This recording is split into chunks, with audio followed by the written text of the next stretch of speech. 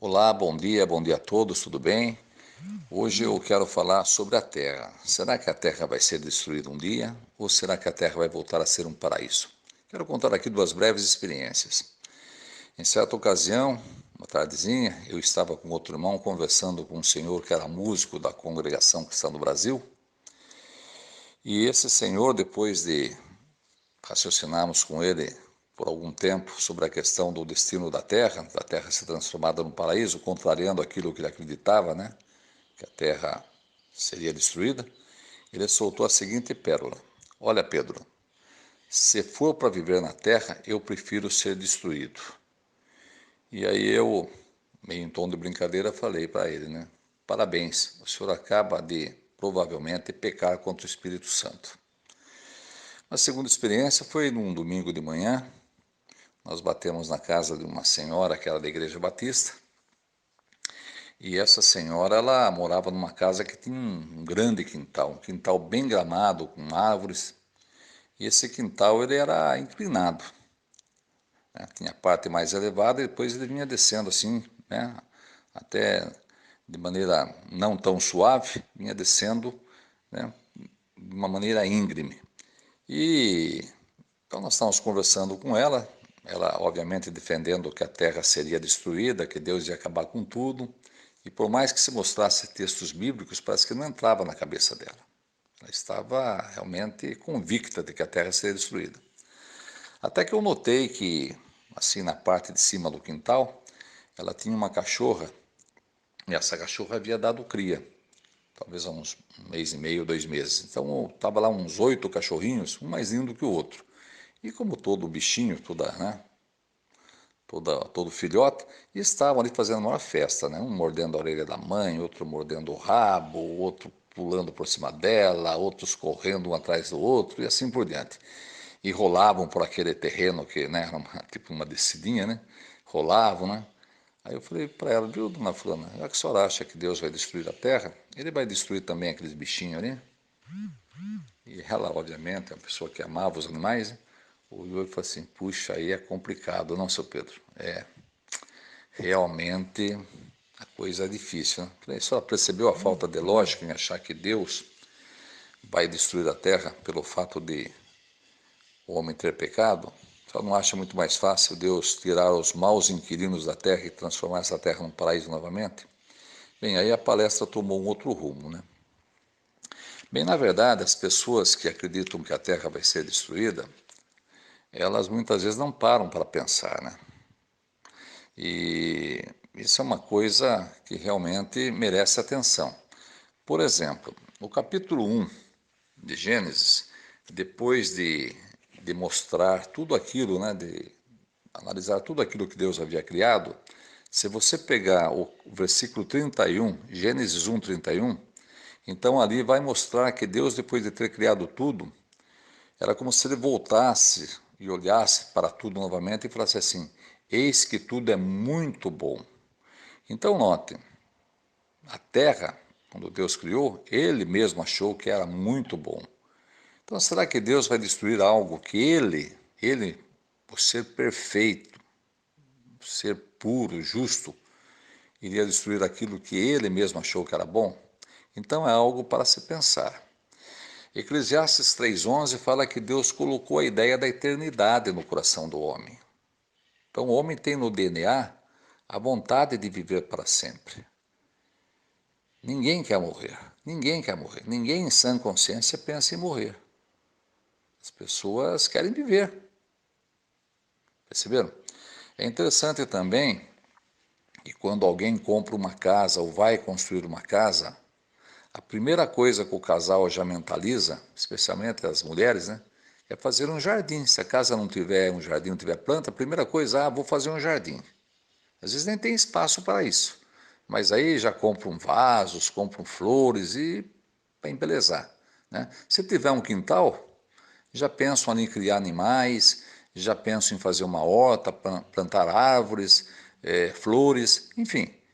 A ideia do paraíso, né, que significa jardim ou parque, está no inconsciente das pessoas, está no DNA das pessoas. Tudo aquilo que nós amamos foi criado para a terra, né? Por isso que existem cores na terra, você enxerga em cores, você enxerga colorido. Então as cores existem para que você se decida as cores. Quando você come, você não come simplesmente para encher o estômago, para se alimentar. Você sente prazer em comer, porque existem sabores, mas você tem também as suas glândulas que dão o paladar. Então, Jeová criou o homem para a terra e a terra para o homem. Perceberam?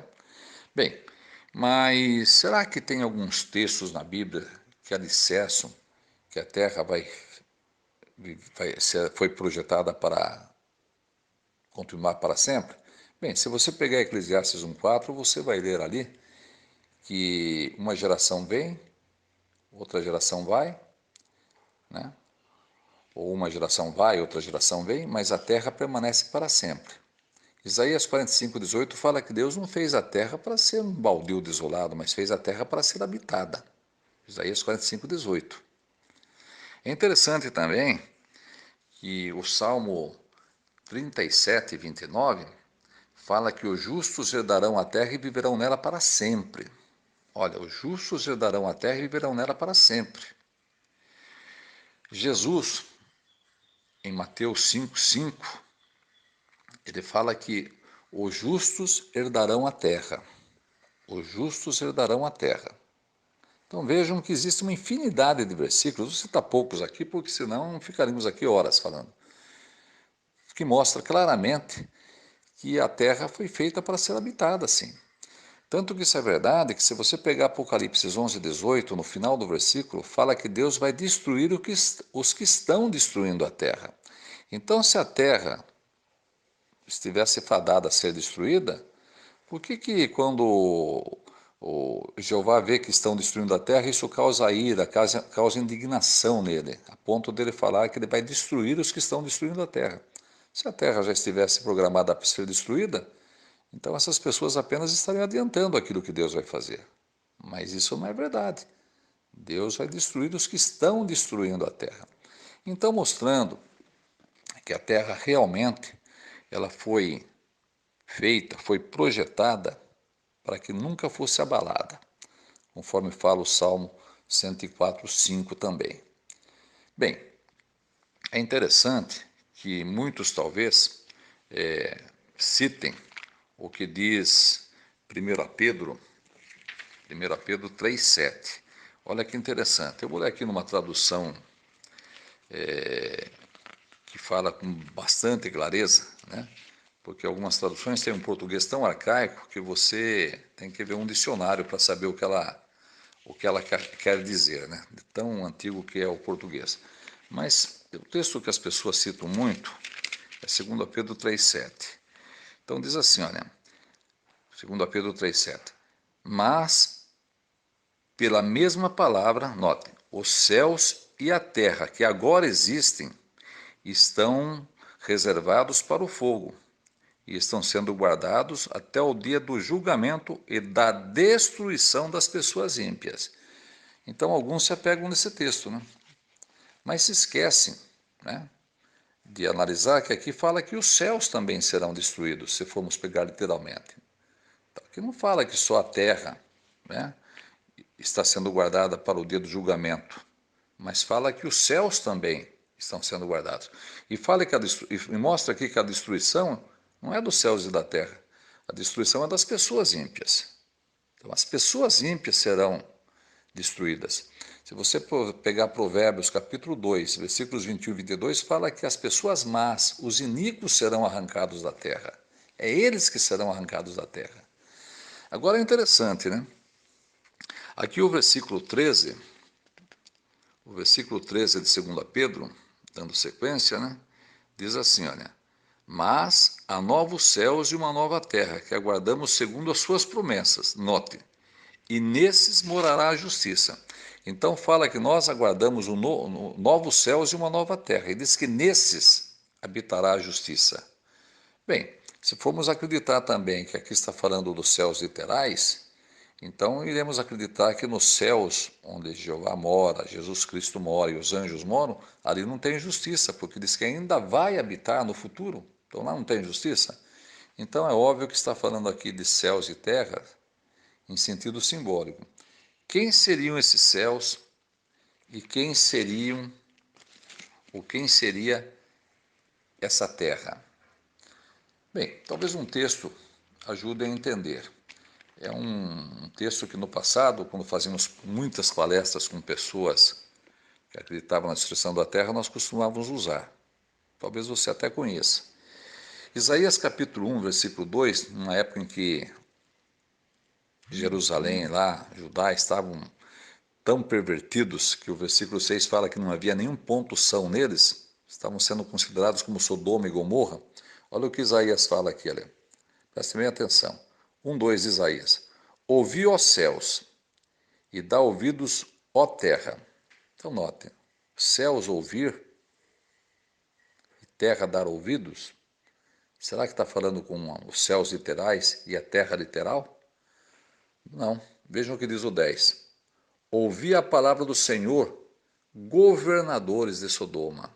Governadores ou governantes, conforme falam algumas traduções. Percebeu? E olha em sequência. Dai ouvidos à lei do nosso Deus, ó povo de Gomorra.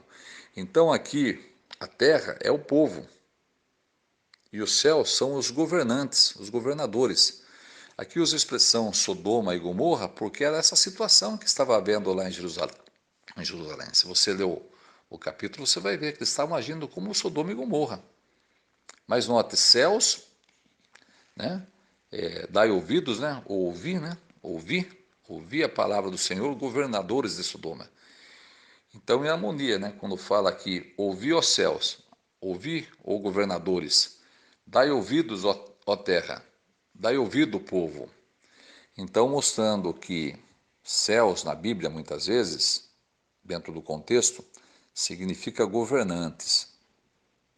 E terra significa povo. Então, quando fala ali que os céus e a terra que agora existem, note, que agora existem, esses céus seriam os governantes que estão governando a terra de uma maneira totalmente imprópria, porque quem está por trás é Satanás, o governante deste mundo, né? O real governante deste mundo, e o povo, a humanidade afastada de Deus, que está na situação que você está vendo aí que está, né? Uma situação deplorável. Então, essa nova sociedade humana que virá, que significa esses céus e essa terra que nós aguardamos. E esses céus que nós aguardamos, onde vai haver justiça, são um novo governo, um governo que não estará sob a influência do Deus deste mundo, que é Satanás. Por isso que a Bíblia fala que Deus comprou pessoas para ir para os céus, ou para o céu. Quem são essas pessoas? São aqueles que, segundo Apocalipse 9, Apocalipse 5, 9 e 10, irão governar a terra. Eles, juntamente com Jesus, irão governar a terra. Olha os novos céus aí governando, né? Daniel 4, 26, se não me falha a memória, né? Daniel fala lá, os céus governam. Por quê? Porque aqueles que irão para o céu irão lá com o objetivo de governar a terra, juntamente com Jesus, e transformar essa terra aqui no paraíso que ela é. Um paraíso que está degradado, mas a terra, se você analisar bem, você que tem animais, você que é uma pessoa que tem discernimento, você que analisa as coisas, você vê que a terra realmente é maravilhosa. Tudo o que você necessita está aqui. E aqueles que irão para o céu irão com um propósito, governar essa terra, né?